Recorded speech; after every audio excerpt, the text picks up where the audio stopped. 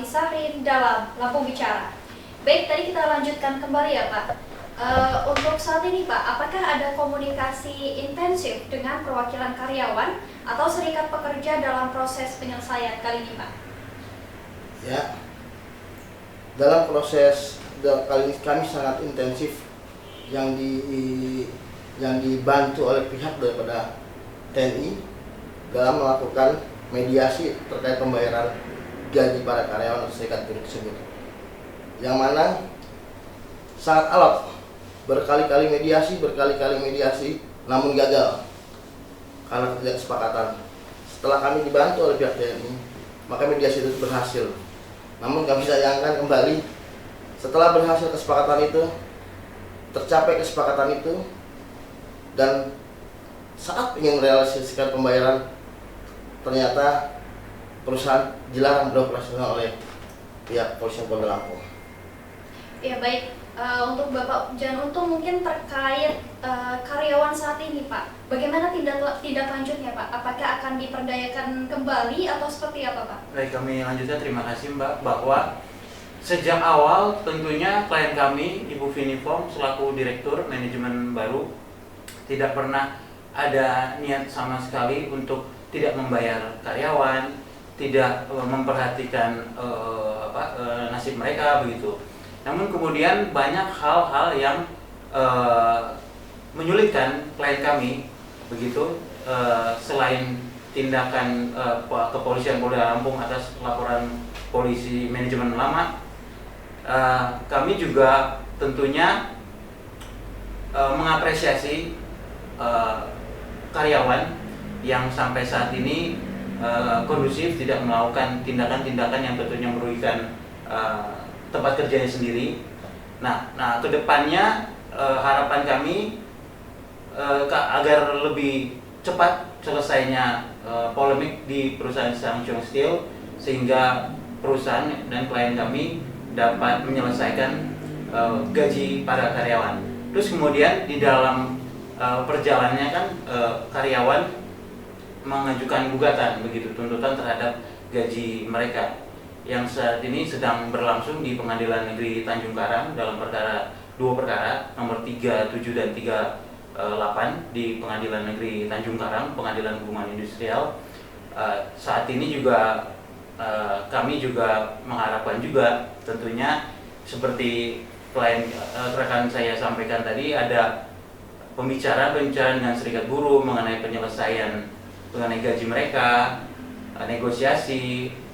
Itu harapan kami dapat menjadi titik temu sehingga tidak perlu lagi berlanjut di pengadilan. Namun kemudian itu tadi seperti kita sampaikan juga bahwa setelah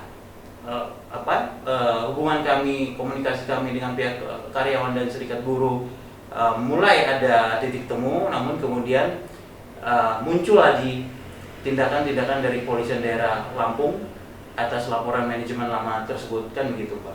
Dan perlu kami garis bawahi di sini bahwa kami dapat membuktikan nantinya pada saatnya bahwa tuduhan daripada laporan polisi manajemen lama atas nama Chen Ji-yong itu adalah tidak benar. Apa tidak benarnya? Bahwa klien kami dituduh melakukan pemalsuan atas dokumen-dokumen perusahaan, sehingga klien kami menjabat dan memimpin perusahaan PT Samsung Steel Indonesia. Kenapa kami katakan tidak benar? Bahwa faktanya berdasarkan keterangan-keterangan informasi yang kami dapatkan, bahwa pada saksi-saksi dalam perkara ini mengakui bahwa memang ada kesepakatan antara manajemen lama dengan klien kami. Apa itu? Terkait mengenai manajemen lama, dalam hal ini PT Samsung, pernah meminta bantuan klien kami untuk mendapatkan fasilitas, dan itu sudah terlaksana, dan kompensasi dari bantuan jasa klien kami tersebut adalah klien kami mendapatkan fee atau jasa, yaitu berupa saham, ya kan, saham. Kemudian diakui juga bahwa nantinya klien kami akan menjadi direktur dan memimpin perusahaan ini. Itu yang disepakati. Namun kemudian berdasarkan laporan saudara Chen Ji-yong itu diingkari semua, kan begitu. Itulah yang kami sampaikan bahwa pada saatnya nanti kami akan dapat membuktikan bahwa tuduhan daripada manajemen Lamat itu terhadap klien kami Ibu Vidipom tidak benar itu. Mas. Oke, baik Bapak, terima kasih. Tadi kan yang saya tanyakan ketika perusahaan sudah mungkin beroperasi lagi Pak, apakah karyawan yang ada saat ini akan diperdayakan kembali atau seperti apa Pak? Baik, itu tadi seperti saya sampaikan Mbak, harapan kami tentunya polemik ini segera berakhir kan begitu, sehingga kami dapat beroperasional. Tentunya karyawan nanti yang masih terdata saat ini, tentunya kami akan berdayakan kembali. Tentunya kan tidak mungkin perusahaan tanpa karyawan kan begitu Mbak. Itu harapan dari kami itu. Oke, baik Pak. Mungkin Bapak mau menambahkan? Bisa saya tambahkan terkait dengan tadi rekan saya mengatakan terkait dengan saham, klien kami itu mendapatkan fee dari hasil pekerjaannya dalam membantu PT Sanction atau manajemen Lama untuk mendapatkan kredit. Fee daripada klien kami itu dikonversi menjadi saham yang dituangkan dalam akta pengakuan hutang, yang mana hal tersebut juga diakui oleh pelapor dan para pemegang saham lainnya, ada tanda tangan di Karawaci. Hal tersebut diakui, cuman yang kami sayangkan para pemegang saham itu warga negara asing ini, dia mengakui ada tanda tangan tersebut, tapi dia mengatakan kepada pihak kepolisian dia tidak tahu apa yang ditandatangani. Menurut hukum kan tidak seperti itu. Ada asas itu, Anda telah menandatangani berarti Anda telah menyetujui apa yang dikatakan di dalam akta tersebut. Itu satu. Yang kedua terkait dengan pemalsuan tersebut, kami rasa itu sangat jauh, ya, dan sangat jauh. Karena kenapa? Di dalam akta tersebut itu terdapat sidik jari daripada para pemegang saham, yang tentunya sidik jari itu susah untuk diabaikan. Nah, saya ingin kembali kepada terkait dengan adanya laporan polisi yang saat ini membuat kami sangat pusing, sehingga klien kami ini harus mengeluarkan begitu banyak biaya. Terkait kembali kepada penghadangan tersebut, kami dalam waktu dekat ini kami akan mengadu kepada Komisi 3 DPR, mengadu kepada Propam, mungkin mengadu kepada Presiden untuk mendapatkan keadilan. Karena kami sangat menyayangkan ketidaknetralan daripada Polda Lampung seperti itu. Oke, baik, terima kasih Pak. Kita mungkin sudah sampai pada sesi terakhir menjadi pertanyaan penutup nih mungkin ya Pak. Untuk Bapak Jaguntung, mungkin apa pesan manajemen kepada seluruh karyawan yang terdampak dan juga kepada masyarakat nih mungkin Pak di Lampung Selatan? Baik, terima kasih Mbak. Bahwa kami atas nama klien kami, manajemen baru, menyampaikan kepada karyawan yang saat ini tentunya menantikan gajinya, upahnya dibayarkan.